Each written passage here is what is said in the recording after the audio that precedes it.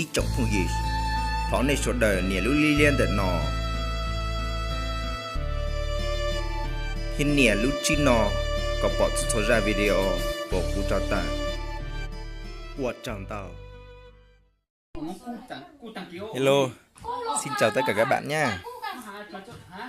Để chuẩn bị cho gian hàng trưng bày hàng hóa trên địa bàn kỷ niệm 75 năm thành lập đảng bộ huyện và 40 năm chuyển huyện về thị trấn Ý Ông, thì hôm nay là đội mình được giao cái nhiệm vụ là đi làm bánh papa để mang đi trưng bày nhé các bạn. Thì lấy ra nói đúng hơn ấy, thì cái quy trình làm ra cái bánh papa này thì trước nãy giờ là mình giã bằng tay nhé các bạn. Nhưng mà hôm nay thì tự nhiên mà đội mình thì đội mình nói chung là đội lười. Hôm nay dùng cái máy sát thôi nhé các bạn, máy gọi là máy nghiền nát cơm thành bánh thôi, chứ không phải hôm nay là mình làm nó cũng đúng quy trình theo phong tục của mình nhé. Mình sử dụng cái máy này nghiền nát cái cơm này thành bánh để làm ra một cái bánh papa nhé các bạn. Xin nói lại là đội mình được giao cái nhiệm vụ làm bánh papa để mang đi trưng bày dăm hàng kỷ niệm 75 năm thành lập đảng bộ huyện Mường La và 40 năm chuyển huyện về thị trấn Ý Ông nhé các bạn. Tôi xin nói cho các bạn là cái này là lần đầu tiên mà tôi đi làm cái bánh papa của dân tộc mình ý, làm bằng máy các bạn. Còn từ trước tới giờ ấy, tôi làm ra cái bánh papa này là phải mất mồ hôi công sức, dùng tay giá như thế nhé các bạn. Nói chung ấy, đội mình hôm nay ấy, thì toàn là các anh chị vui tính thôi, ai thì nãy đều nói chuyện vui vẻ tươi cười hết.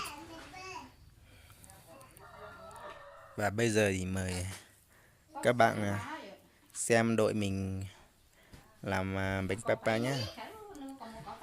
Và cũng xin nói với các bạn là tôi thì là người dân tộc Mông ấy, thì hôm nay đi làm bánh papa sử dụng máy này là tôi cũng cảm thấy áy náy, bởi vì mình ấy, cái làm bánh papa này ấy, là một cái phong tục lâu đời của dân tộc Mông mình rồi, là phải quy trình làm ấy, thì phải giá bàn tay nhé các bạn. Tự nhiên ấy, nhưng mà mình cũng giữ cái giá bằng tay, nếu mình sử dụng cái máy này thì không gọi là phong tục là làm bánh papa của mình nữa, thế là phong tục của mình là mất ha. Bản sắc văn hóa mình là mất. Tôi là cũng rất là áy náy các bạn, rất là chỉ phá lệ lần này thôi, chứ lần sau thì mình phải giá bàn tay các bạn.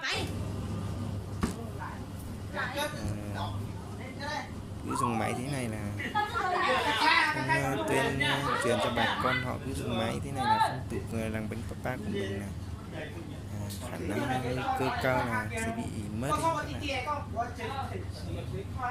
Thế là hôm nay mình phá lệ thôi. Và cũng do cái thời gian nó hạn hẹp thì mình mới phải làm bánh papa bằng cái máy này. Thực chất thì cái máy này nó với tốc độ thì cái máy này nó nhanh hơn giá tay nhé các bạn. Có thể nói là nhanh gấp 3, gấp 2 giá tay nhé. Nhưng mà về cái chất lượng thì qua xem và làm hết trải nghiệm thực tế thì nó không hiểu cái máy này do cú hay sao mà nó nghiền cái cơm này nó không năn các bạn. Có đoạn là cơm nó chỉ bẹt đi một tí thôi, thì vẫn thấy hình những hạt cơm đấy nha các bạn. Còn mình dùng tay giái thì mình có thể giá đi giá lại thì nó sẽ nát hơn đấy các bạn. Và bây giờ thì mời các bạn xem đội mình làm bánh nhé.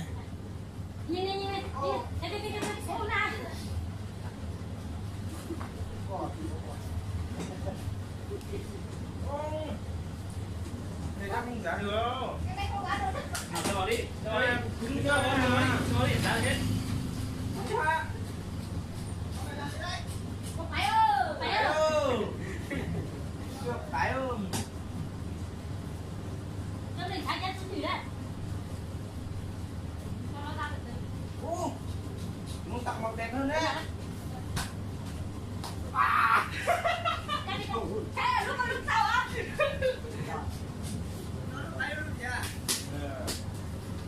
Như thế này. Chụp khóa này. Nó kìa nó bao. Sao không thả cái đó? Con muốn tôi con thả rồi. Cáo. Xem mà má đi à, nước tiền này đấy. Nước này cho nó cuội Cho con xuống đây. Đóng đùa cái này. Không phải nó. Mày có nước tay à. Để mà bắt chửi. Thả quá gì đấy. Không phải nó. Đó. Cái chỗ của nó. Chị bắt uồi đấy. Tôi lên tay hồ. Lúc tao.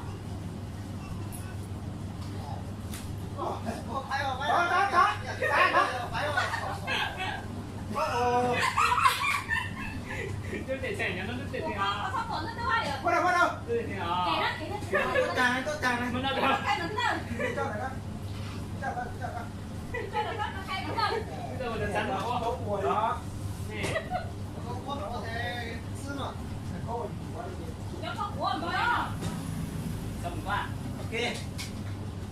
Cho hết xuống đi tí nữa. Thôi em khai mặt nó.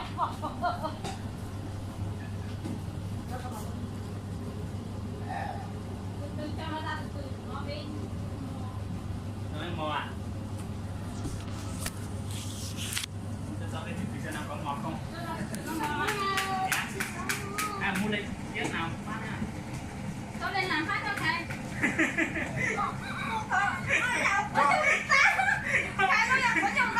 Không vào đâu. Chắc không vào rồi. Vào. Vào. Quay. Quay. Ô, tay lên. Tao lúc rồi. Quay đâu hả? Không vào rồi. Con lúc của chúng ta. Thế rồi không vào rồi. Mất đá hả? Không vào rồi. Sư vào này. Giá lại à? Có đã. Cho mà mới vậy. Cho cái đừng nhớ đi. Đừng nhớ đi. Sửa quá thôi. Từ từ có tắt. Cục biển ơi. Mới ra để lại. Không đi được quá. Có nhưng mà nó Cái giá trị của nhau bắt đáy hết rồi. Nó đủ đâu cô nhi. Mà nè. Nóอยากcô ra đâu.อยากcô ba. Cái gì sách quá. Nó lột tay rồi. Không phải. Nó hot rồi. Bắt đầu. Mana đâu? Mana semua? Ông bây giờ phải vậy. Mana semua dah? Mở ra. Mở ra nè. Mở ra cô cho. Cái gì quên trong nó khai. Cho con mà semua. Ở đây mà nó ta có gì vậy? Không à. Có gì cho số đó. Chẳng có dưa chứ sao dưa? Trứng à? Cô ơi, cô Trứng ngon à? Đừng còn chị lên bốc quần. đấy nhá, ta làm rồi đấy. Này kìa này. Đấy thế này em biết làm. Đừng ăn thằng tôi. Có chuyện con ra các bạn Đừng rồi. ăn thằng. Tới. Này, để xuống mặt. Đừng ăn thằng này đó. Có rồi mà mấy cậu. Anh thì không có. Có sắp đặt hết ra gì? Hết cô rồi. Ô, cho nó vào khai.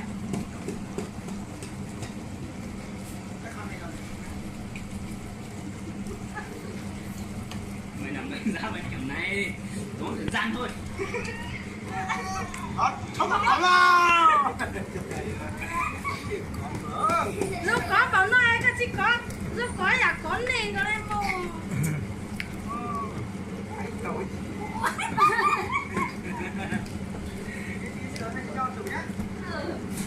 Hả chờ. Bao nhiêu giờ? Không thể thôi nhá. Em nói rồi. Không phải là tất cả có thể không phải đâu. Xong rồi. Ra này nè. Xin nhờ bà. Tôi lấy ra. Xin nhau ta bà. Ui. Tôi lấy nó mà xía thế coi như. Cái chạy của bà. Ui, đâu. Đó, mình sáng rồi cho. Giòn đâu, giòn Không phải đâu. là tôi bảo là mình to thì không phải không? Cho thằng xa rồi đó. Em cũng Ôi trong là mang cháu, ôi thấy nó mang cháu. Thắt thử ơi. Hôm nay sao cơ, số xe.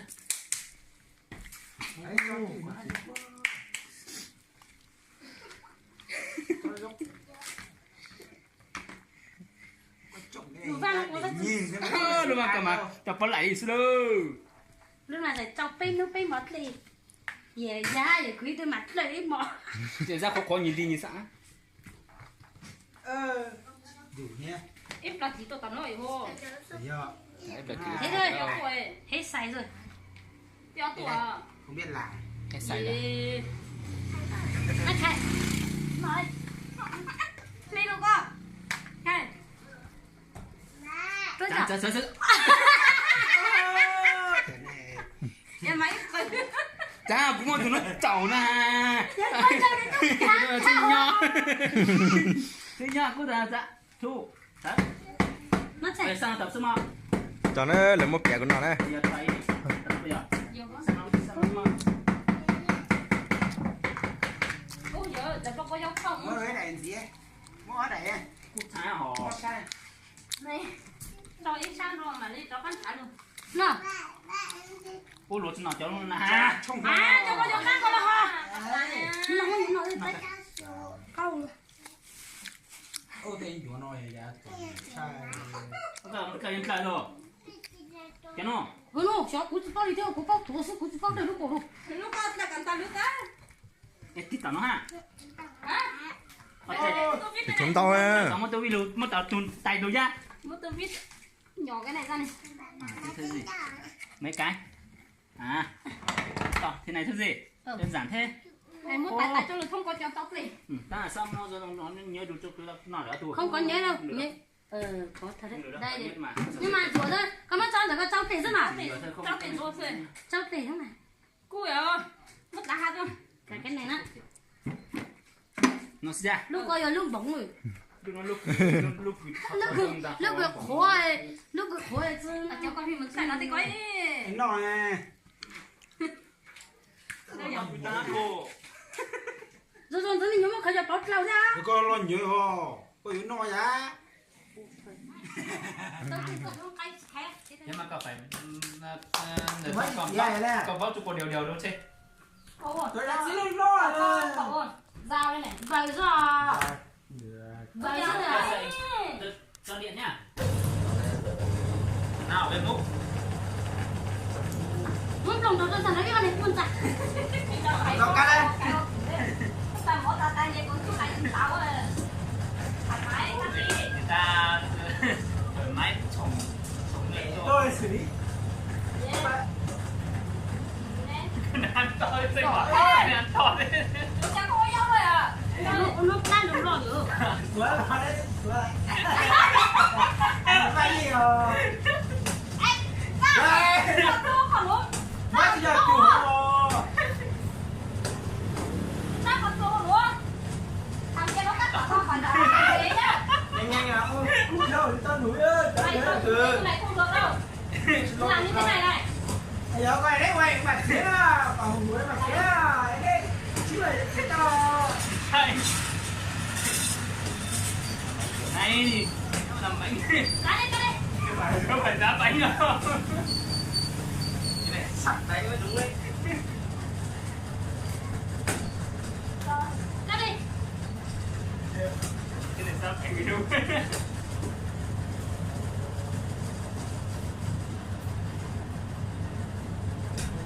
Như này. Nó khỏi nữa. Khỏi quá.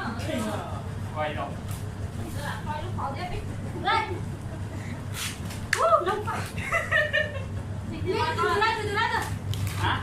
Cái này từ từ à? Ô, chồng ơi. Sao thế rồi? Không cua ta. Hả? Đây là cua được. Từ đi nghiên cứu á. Cho về hết Từ á. đây. Chấm Không ra. phải đấy mà lại gì rồi. Đóng một cua thêm nữa. Con tóc này.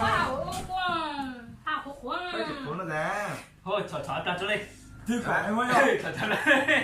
Thì cái này cho lại lên đi. Nó xóa trang kiểu là nó mua tiền rồi. Một thêm một cho ra cho khó đi cho tôi. Bật xong.